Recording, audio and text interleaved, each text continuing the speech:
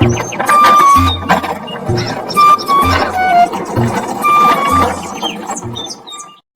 के जंगल में टुनटुनी चिड़िया अपने दो मासूम से छोटे छोटे बच्चों के साथ रहा करती थी। एक दिन जब टुनटुनी चिड़िया अपना काम खत्म करके अपने बच्चों के साथ घर वापस लौट रही थी, तभी पिंकी चिड़िया की नजर बाजार में बिक रहे आम पर पड़ी। मम्मा मम्मा, वो देखो, कालू काका के ठेले पर कितने रसीले पीले पीले आम बिक रहे हैं। मम्मा चलो ना, हम आम खरीद लेते हैं। मम्मा मुझे आम खाने का बहुत मन कर रहा है। घर जाकर आम बैठकर खाएंगे। क्यों बोलू भैया, आपका भी मन पीले पीले आम खाने को कर रहा है ना? हाँ पिंकी, मेरा भी बहुत मन कर रहा है आम खाने का। खरीद लो ना मम्मा। अच्छा अच्छा ठीक है बच्चों, अगर तुम दोनों इतना कह ही रहे हो तो चलो चलते हैं और मैं तुम दोनों को आम दिला देती हूँ। पीले पीले रसीले आम खरीदने के लिए टुनटुनी चिड़िया कालू कौवे के आम के ठेले के पास जाती है। अरे ओ कालू भैया, ये आम कैसे दे रहे हो? बहन, पूरे 200 रुपए किलो है और ये विदेशी जंगल के मीठे रसीले पीले पीले आम हैं। हे राम, कुछ तो शर्म करो कालू भैया। लोग रात में डकैती करते हैं और आप हो कि सुबह में ही डकैती कर रहे हो। अरे भला इन आमों में क्या है जो आप इनके दाम 200 रुपए किलो रखे हो? तब तक दोस्तों, अगर आपको हमारी यह कहानी पसंद आ रही है तो आप इस कहानी को लाइक और हमारे चैनल को सब्सक्राइब करना ना भूलें। अरे मैंने तुझसे कहा ना कि यह विदेश के जंगल से आई है, और वैसे भी ऐसा आम पूरे जंगल में तुम्हें कहीं नहीं मिलेगा। अगर लेना है तो लो, वरना अपना रास्ता नापो। अरे कालू भैया, नाराज क्यों होते हो? ये लो 10 रुपए और मुझे एक आम दे दो। आम लेकर टुनटुनी चिड़िया अपने बच्चों के साथ अपने घर आती है। घर आकर बच्चे बड़े चाव से आम खाने लगते हैं। मम्मा, इस आम की गुठली को हम फेंकेंगे नहीं। हमारी खेत जो खाली है उसमें जाकर बो देंगे। कुछ दिनों बाद जब उस खेत में आम के पेड़ उगेंगे और उसमें ढेर सारे आम लगेंगे तो हम उन्हें तोड़कर खाएंगे भी और उन्हें बेचेंगे भी। अरे वाह बच्चों, तब तो मुझे दूसरों के घरों में झाड़ू पोछे का काम भी नहीं करना पड़ेगा। आज तो तुमने बड़ी ही समझदारी की बात कही है पिंकी बेटा। चलो इस आम की गुठली को हम खेत में ले जाकर बो देते हैं। फिर टुनटुनी चिड़िया अपने बच्चों के साथ मिलकर उस आम की गुठली को तोड़कर उसके टुकड़े टुकड़े करके अपने खेत में अलग अलग जगह पर बो देती है। महीनों बाद आम के पेड़ पर पीले पीले रसीले आम लग जाते हैं, जिसे देखकर टुनटुनी चिड़िया और उसके बच्चे बहुत खुश होते हैं। मम्मा, अपना आम का पेड़ तो आम के फलों से भर गया है। मम्मा चलो सभी आमों को तोड़कर हम बाजार में बेच देते हैं। और इतना बोलकर टुनटुनी के बच्चे आम के पेड़ से आम तोड़कर टोकरी में इकट्ठा करते हैं और सभी उसे एक ठेले पर लादकर बाजार में बेचने चले जाते हैं। आम ले लो आम, विदेशी सस्ते रसीले आम ले लो आम, पीले पीले आम ले लो आम। ये सब वही कालू कौवा जिसने उसे आम बेचा था वह देख रहा था। ये तुम विदेशी किस्म के आम इतने सस्ते दामों पर क्यों बेच रहे हो चिड़िया? कालू भैया, ये वही आम है जो मैंने आपसे खरीदे थे और मैंने उसके बीज के टुकड़े करके अपने खेत में बो दिए और जब उस पेड़ पर आम लग गए तो मैं उन्हें बाजार में बेचने चली आई।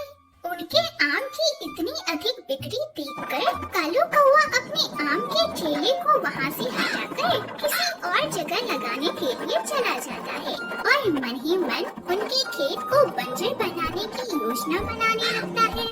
मुझे ना किसी भी तरह इस टुनटुनी की बच्ची को सबक सिखाना ही पड़ेगा, वरना यह मेरा जमा जमाया धंधा चौपट कर देगी।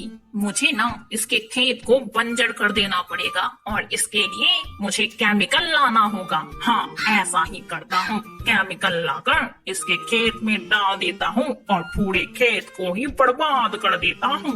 और अगली ही रात कालू कौवा टुनटुनी चिड़िया के खेत पर केमिकल लेकर जाता है। पर वहाँ पहुँचते ही वह देखता है कि टुनटुनी चिड़िया अपने खेत की रखवाली कर रही है और कालू कौवा दुम दबाकर वहाँ से भाग जाता है। और जैसे ही वह अपने खेत पर जाता है तो वहाँ का नजारा देखकर तो वह चौंक ही जाता है। हे भगवान, ये क्या हो गया?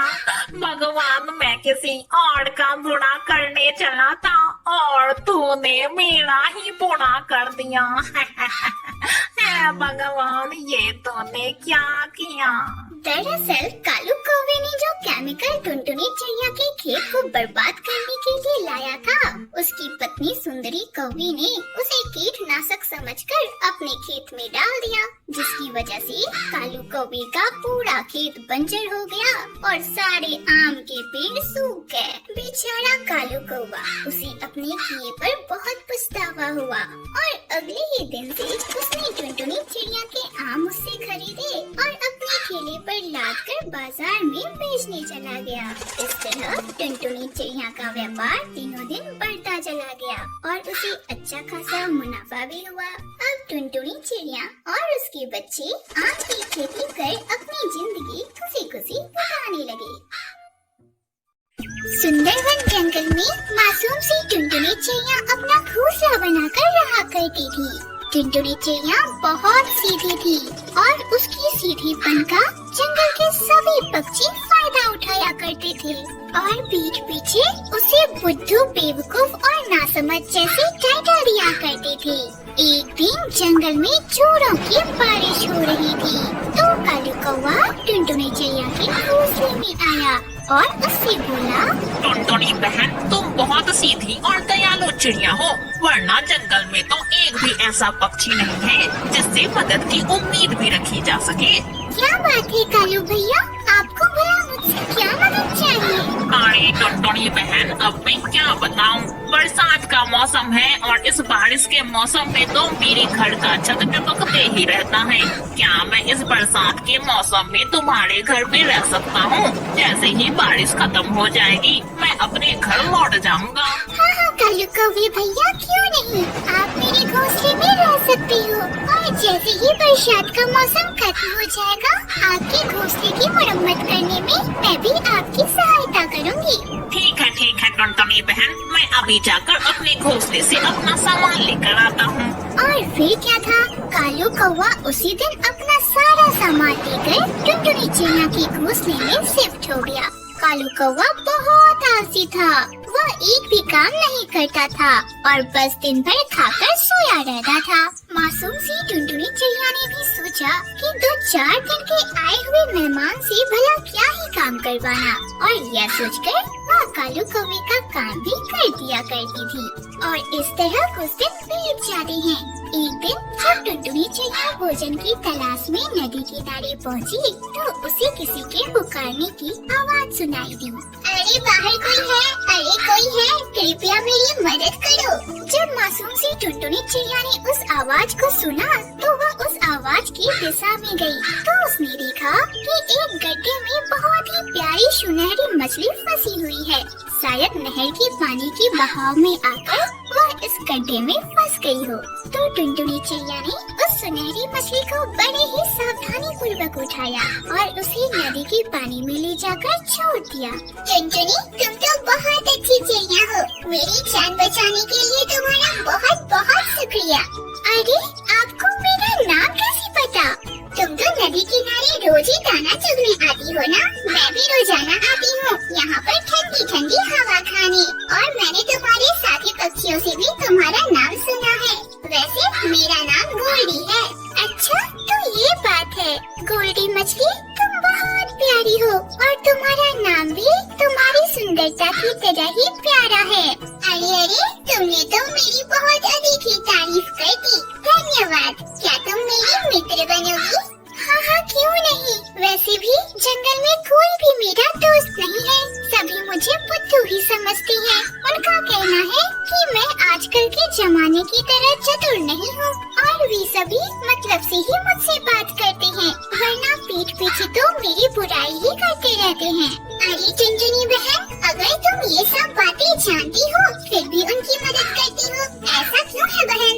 क्योंकि मेरी अम्मा कहती थी कि हर पक्षी खास होता है, उसमें कुछ न कुछ अलग जरूर होता है। अगर मैं उन जैसी बन गई तो मैं टुनटुनी नहीं बन पाऊंगी, इसलिए मैं किसी के कहने पर खुद को बदल नहीं सकती।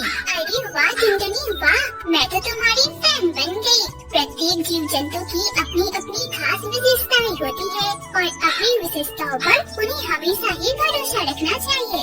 और इस तरह से टुनटुनी चिड़िया को जब भी उस गोल्डी मछली से बात करने का मन करता, वह नदी किनारे चली जाती और उस गोल्डी मछली को आवाज लगाती। गोल्डी मछली तुरंत ही उसके पास आ जाया करती और दोनों बैठकर खूब बातें करते। पर जिस दिन बारिश होती उस दिन टुनटुनी चिड़िया गोल्डी मछली से नहीं मिल पाती। देखते ही देखते बारिश का मौसम भी बीत जाता है और एक दिन टुनटुनी कालू से कहती है, कालू भैया बारिश का मौसम समाप्त हो चुका है, चलो हम दोनों मिलकर तुम्हारी घोंसले की मरम्मत करते हैं ताकि तुम अपने घोंसले में फिर से जाकर रह सको।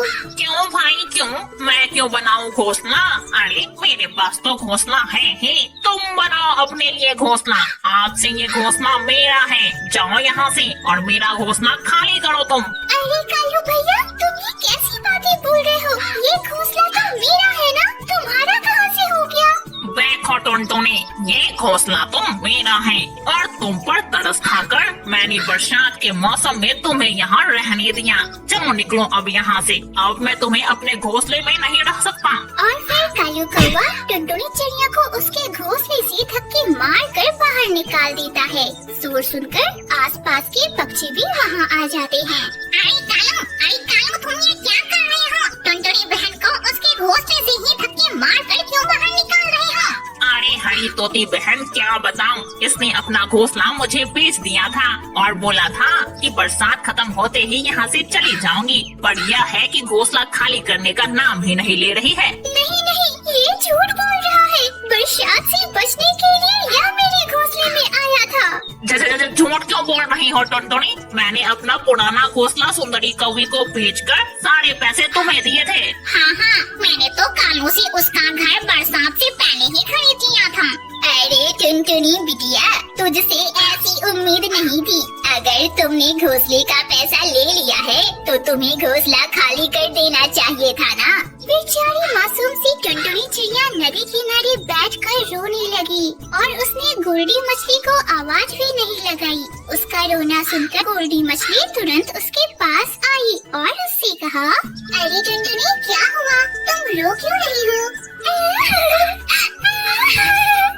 बहन, अब मैं तुम्हें क्या ही बताऊं, बरसात से बचने के लिए मैंने कालू कौवे को अपने घोंसले में शरण दी।